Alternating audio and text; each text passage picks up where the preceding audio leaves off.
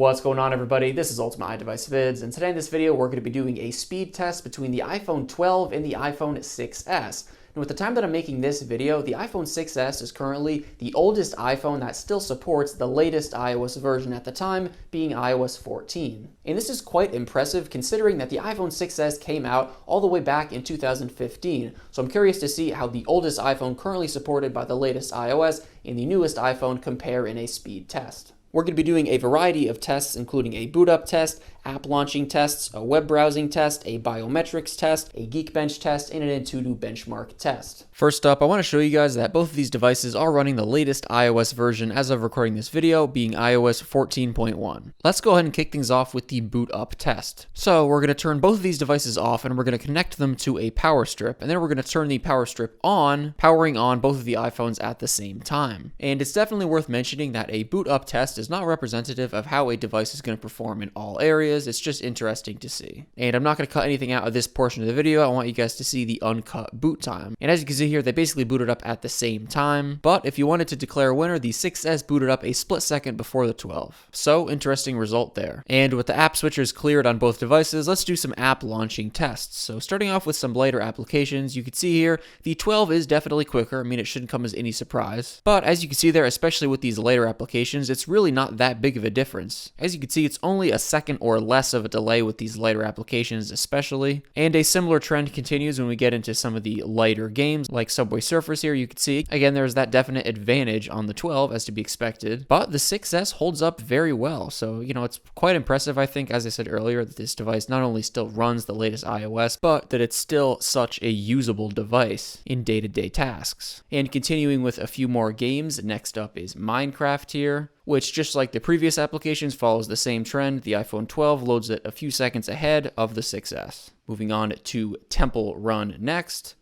Once again, you could see not that long of a delay. And moving on to San Andreas, and the most important thing for San Andreas is actually starting the game itself, so we'll do that at the same time. And once again, you can see there, just a few seconds behind on the 6S, but as you can see, once it actually gets into the intro sequence of the game, it's running fine on both devices. It's just a little bit ahead on the iPhone 12. And next up, we're going to launch Asphalt 9. Now, this application can definitely take a while to launch, especially on older devices, but also on newer devices. So I'm just going to go ahead and speed up the video until one of them opens it up, which, of course, without a doubt, is the iPhone 12. And the 6S does take quite a while to open this game. And this is a common trend whenever I use Asphalt 9 in a speed test because it's such a heavy CPU-intensive app. So that being said, it shouldn't come as a surprise that it takes a while on the 6S. Next up, we're going to do a consecutive app launching test. So we're going to launch the same applications on both devices one after the next, and we're going to show them side by side to show any speed differences. And with the app switchers cleared on both, let's start off with some later applications. And as you can see, without a doubt, the 12 does have that edge over the 6S, but that being said, the 6S is keeping up perfectly fine. Of course, you're not going to be getting the world's fastest experience on the 6S, but I think the biggest takeaway here is you can see it's completely usable with day-to-day applications. And the same thing applies when we get into some of the lighter games here, Subway Surfers, etc. It definitely takes longer, but it does a perfectly fine job at handling these tasks. So again, very impressive, just such a good value of a device that came out all the way back in 2015 that it's still able to be so usable in 2020, and in addition to the fact that it's able to run the latest version of iOS. As we get into some of the heavier applications, of course, you'll start to notice the 6S falling more behind, but once again, the point being that it's totally usable, just a little bit slower. So I'm just going to go ahead and speed through the remainder of the consecutive app launching test. And of course, the 12 does finish first, but again, the 6S does a fine job, just taking longer.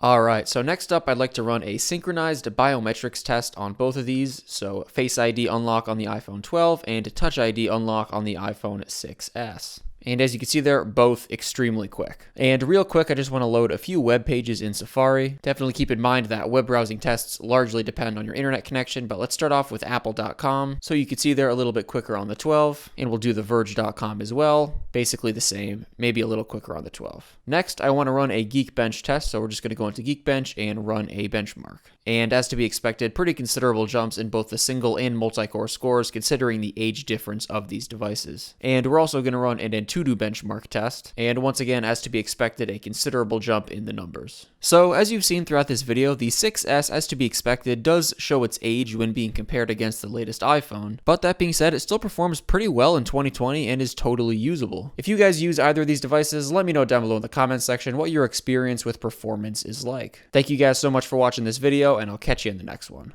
Peace out.